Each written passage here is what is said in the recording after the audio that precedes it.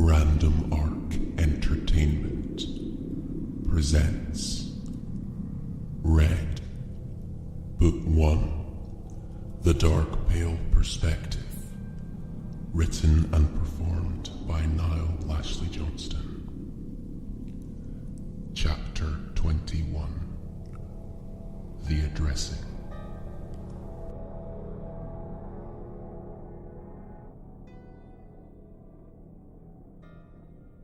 Gun poised, camera rolling, sweat pouring, digital, terrestrial and psychological channels opening. It was time to execute Phase 1. Everyone would know, everyone would see and hear, and soon enough, they would all feel it. All of them. In time. The embrace, the augmentation, the slow release or flat line of the soul. The puppet master would once more take control. He would take control of the scapegoat and therefore the country. The president, born of a broken man. And as the years went by, the puppet master had crawled through his head, dampening, suggesting, powering, operating. The will of the puppet master was infinite. The broken man knew that. He believed. And the broken man would deliver, for that was his purpose. His life, his words, his legacy of an unknown origin. But he could not reveal all. Only what was necessary. This message was just the beginning. The catalyst. Ladies and gentlemen, allow me first to apologize for my behavior. We all know that none of you wanted me sitting in this chair. Not really. It was just a nice idea. But by then it was too late, and you had to work with what you had been given, which was no easy task, I grant you. I screwed up our economy for my own gain. I screwed up my marriage more due to neglect, theft, and drug abuse.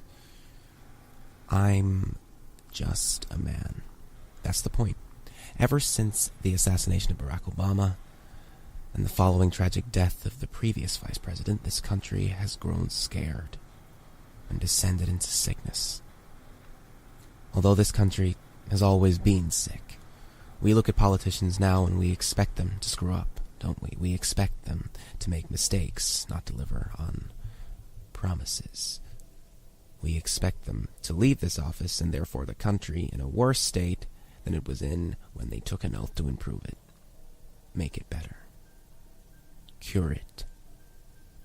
But we can't cure this country, not like this. I think we need to wipe the slate clean, don't you? Start fresh. My late daughter was a big fan of comic books. We would read them together when she was little. I didn't understand the obsession myself, but I came to understand that the people who write these comics wished they were more than they are. I also include readers in that. I've met construction workers, street cleaners, and garbage men who are more inspiring than any famous writer, actor, or musician. They are honest about what they do. Garbage men spend their lives picking up other people's shit. It's not fair, it's not just, but they do it because they have to. Because nobody picks up their own shit. But the mentality of a person who has been doing just that for 20 years is unrelentingly honest, in my opinion. They don't try to shine a turd. They don't lie about who they are, sugarcoat it and make it look pretty. They just say, "Hi, my name is Joe, and I pick up your shit for a living." And I would compare and contrast that with what the presidency has become. Although the office I'm sitting in is very pretty, has a lot of gravitas and sophistication, my staff, well, let's just say that they are the grunts of this garbage man's world. They bring in new problems represented on paper, slam, in this case a newly shined turd, on the desk I'm sitting at, laminate binding, don't you know? And in effect, they say to me, "Get your shovel ready, Mr. President." And I would. Because the problems of this world are so damn complex that all you can do nowadays is pass the blame around the circle.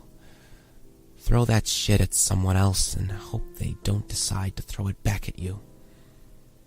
All we do as a nation, and to some extent a planet, is manage problems. We don't fix them. We hold on to them for a little while, and then when a bigger problem arises, the smaller one gets pushed to the back, never to be heard from again. Not until you're trying to gather evidence for impeachment, of course. If you knew how many problems this country actually has, and worse than that, knowing but not being able to do a damn thing about it just in case a certain person at a certain level of the governmental system gets pissed. If you knew that, if you could read all these shine turds from cover to cover and come out of the other side of it sane, then there is something very, very wrong with you. But like I said, I'm just a man. And like normal men, we have our ups and our downs. And when a man has been down for long enough, he starts to forget what being up is even like. He starts to find new ways of climbing out of the hole. Xanax was my way, and it made me see, after all this time and effort, what this country really is. A virus. And what's the cure, I hear you ask? Because I know everyone is watching this on every available platform. Well, you know how I said before that this country can't be cured? I lied about that. It can be cured. But it would seem on the face of it that we're just fighting fire with fire. But hey, during my campaign, I seemed like a promising presidential candidate. Surprise! Now, what I'm about to do is both a small demonstration of my idea to cure this country and a simultaneous catalyst, triggered by a button underneath my desk. Where else? A catalyst in the form of a viral detonation. For the small demonstration, I'm going to use this gun to help me. And, of course, my lovely assistant here, Mr. Shaky Cam. Think of this gun as a partial representation of what is currently sitting in the Capitol as I speak, and what it will do to all of you. The will of the catalyst is determined by you, your historical decisions, your rotting family tree. Nothing is left to chance. And to the catalyst, everything matters. Everything about you. Some of you will be lucky, blessed even with augmentation. But others, well, that's what this small demonstration is for. Like a bullet, it can either kill you quickly or very, very slowly. Let me show you.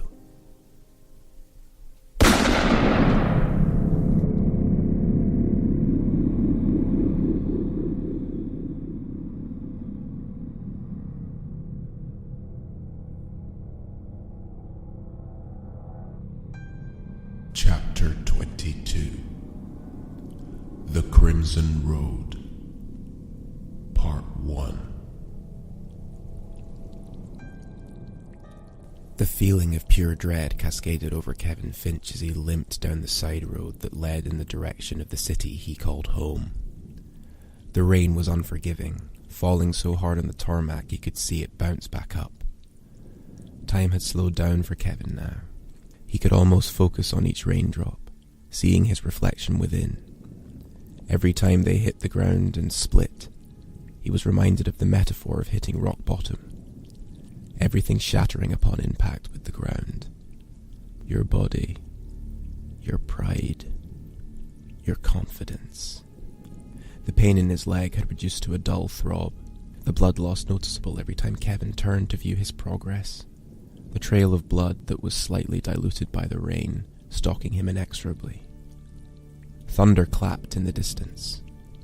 He wasn't sure if it was the blood loss talking, but he perceived that as applause for surviving the ordeal he had been put in. He was alive.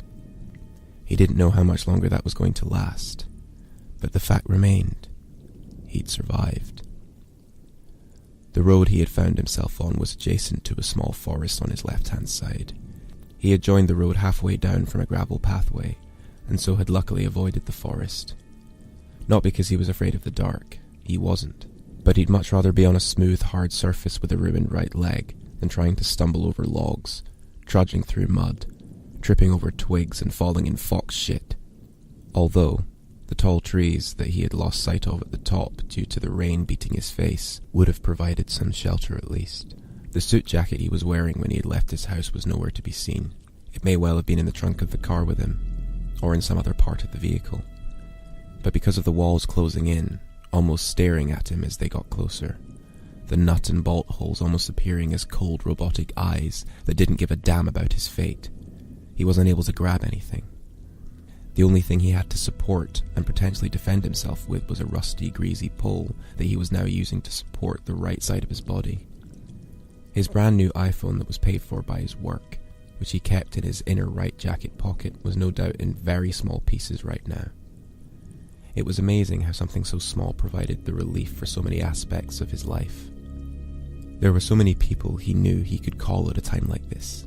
His connections in Congress could have put a location on his phone and driven out to collect him, with food, warm clothes, and no doubt something strong in a syringe to kill the pain he was suffering from.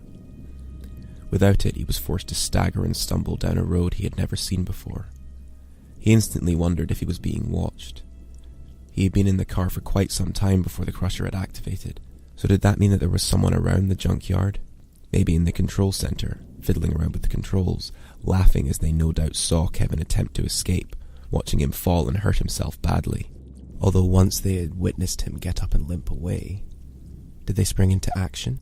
Were they screwing on the suppressor as Kevin supported himself with the pole? Were they just toying with him now?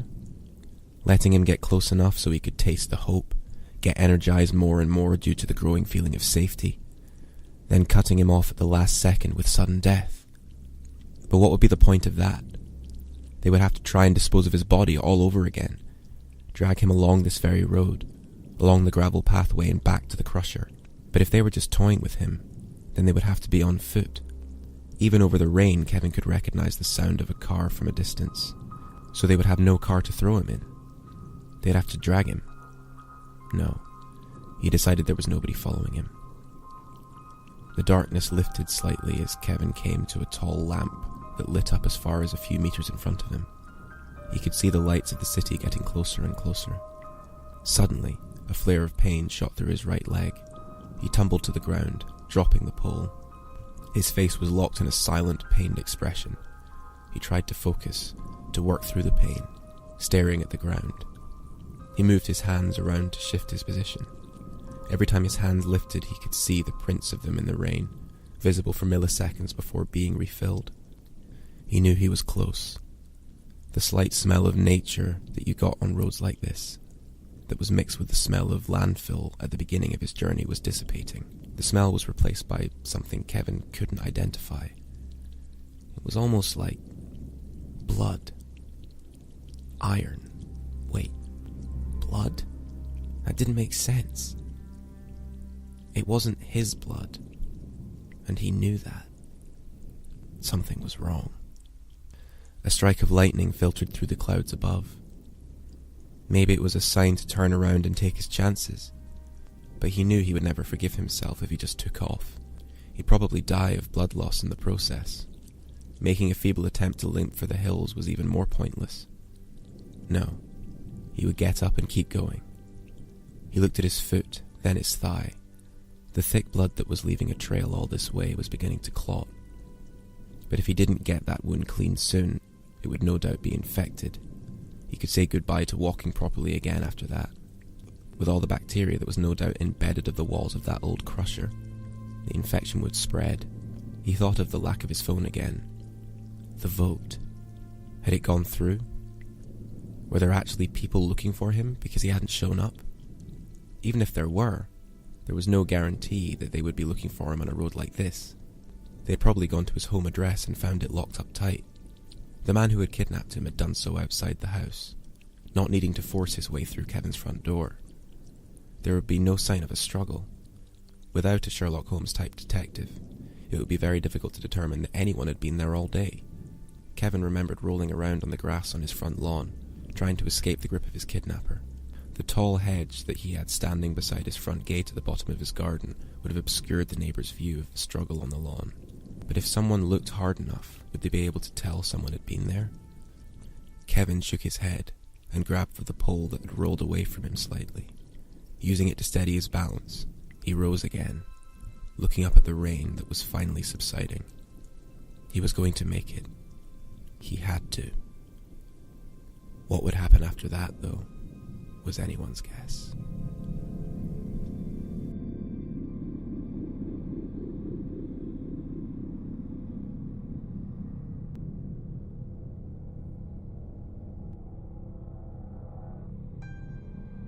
Chapter 23. Sudden Armor.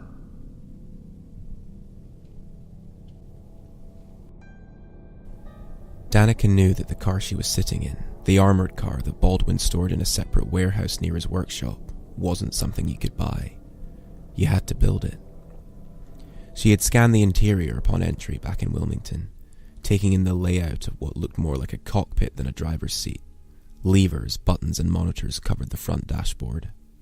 She smiled as she saw the bog-standard cigarette lighter wedged in amongst all this custom equipment. The exterior, although slightly damaged-looking, a welded feel to it, was in the shape of a Jeep, almost government-issue style to arouse submission in other drivers and bystanders. Apart from the windows, which were constructed of ballistic fiberglass, although more powerful, every inch was steel-plated. A special kind of steel that she had heard Arkham mention to Martin in passing when his eyes fell upon it, a somewhat nostalgic look within them. Danica hadn't quite been concentrating hard enough, being so starstruck by the car itself.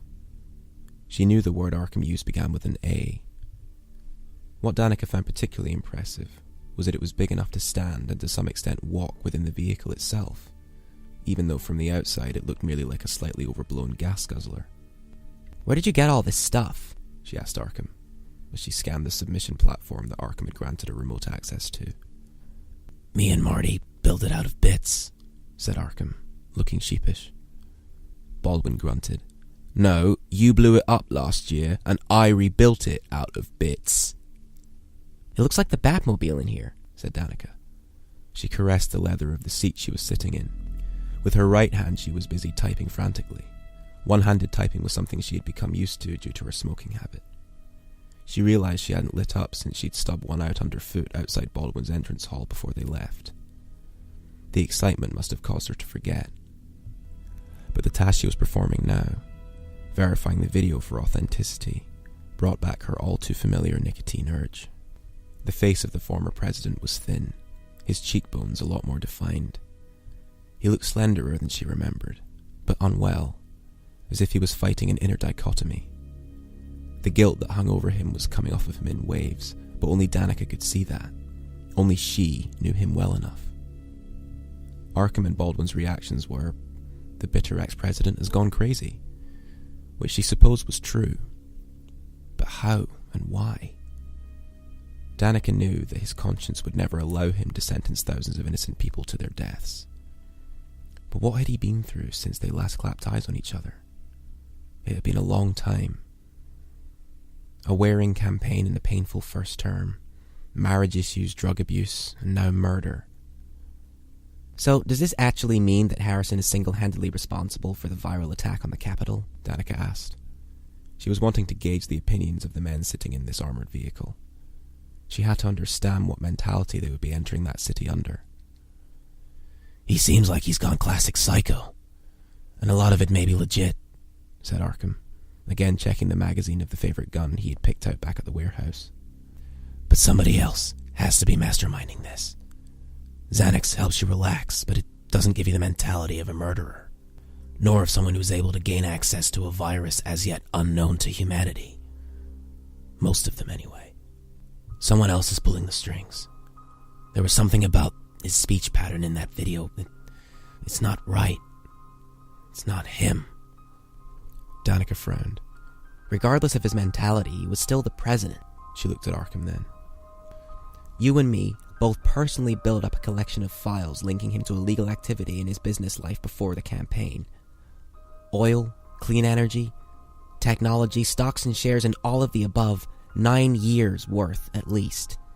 Even arms dealing. And the Spark Angel deal was run by a glistening cathedral of crooks. We know that now, of course. But there was no evidence of it at the time. None.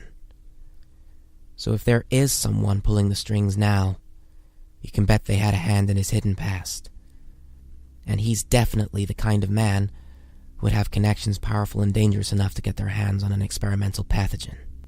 It isn't hard to hide a past, Martin said. What's interesting is that it all seems to have come out of nowhere a few months after the inauguration. He was all of a sudden painted as some sort of demon. As if someone's trying to make a point. And I know a certain someone who likes to make a point of making points. Of course someone's trying to make a point. Someone always is. I just wish I knew what it was. I think I have a few ideas, Arkham said, a hollow tone in his voice, matched with the expression on his face. What do you mean? Danica asked, shifting uncomfortably in her seat. She wasn't used to the material that was now pressed against her body. It was for protection, she knew that, and it fitted her well, but it had almost no give. Ignoring her previous question completely, and as if reading her mind in a glance that lasted less than half a second, Arkham said, all the material that actually protects you out there in the field is never comfortable. What about practicality, though? Said Danica, wincing. My ribs are complaining. And don't you think these boots are a bit much? She added, looking down at her legs. The boots were some sort of durable metal compound, similar to the tri-weave fibre of the armour, that fitted to the person wearing them, probably to make sure they didn't fly off during a fight or something. Wait, what happens if we run into immediate danger, like bullets and stuff? Baldwin turned his head slightly, although Danica could tell that most of his attention was focused on driving. Yeah, I was going to ask you about that, Arkham. The two men exchanged glances, almost as if Baldwin was silently reminding Arkham of something important. Danica was about to press the issue when the submission platform began to beep. I've got a hit, she said, excitedly. For what? Said Arkham, shuffling in his seat to get a better look. One of the congressmen didn't show up to the impeachment vote. Baldwin grunted. That's not that uncommon. When a congressman isn't present at the roll call, they put a warrant out for their arrest. Nothing usually comes of it, though. They just get comically dragged into the voting hall, and then they're forced to cast. I know, said Danica, still typing. But of all people, you would have thought that this guy would have been there to witness the result. Why? What's so special about this guy? Asked Arkham, now looking directly at Danica's screen. His eyes widened. The whip, Kevin Finch. More specifically, the man who whipped the votes for impeachment.